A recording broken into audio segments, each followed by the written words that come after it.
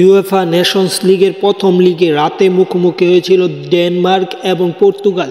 রোনালদোর পর্তুগাল এই ম্যাচটি জিততে পারল না। ম্যাচের প্রথম অর্ধ গোল শূন্য ড্র থাকে এবং একের পর এক আক্রমণ করে দু দল, এবং সেকেন্ড হাফের 48 মিনিটে হ্যালোল্যান্ডের গোলে এগিয়ে যায় ডেনমার্ক এবং এই ম্যাচটি ডেনমার্ক নিশ্চিতভাবে এই এক গোলেই এর জয় নিশ্চিত করে। শেষ মুহূর্তে কেউ কোনো গোল না করতে পারলে নির্ধারিত 90 মিনিট চলে এবং অতিরিক্ত সময় গেলে 1-0 গোলের জয় পায় ডেনমার্ক এবং রোনালদোর দল এই ম্যাচটি হেরে যায়। এই ম্যাচটি হারার মাধ্যমে তারা 1-0 গোলে পিছিয়ে গেছে। দ্বিতীয় লিগ খেললেই মূলত জানা যাবে কে কোয়ার্টার ফাইনাল থেকে সেমিফাইনালে উঠে। সেখানে অবশ্যই তাদেরকে 2-0 গোলে জিততে হবে রোনালদোর দলকে, কিংবা ডেনমার্ককে যদি সেই ম্যাচটি ড্র করতে পারে তাহলে ডেনমার্ক কোয়ার্টার ফাইনাল থেকে সেমিফাইনালে চলে যাবে।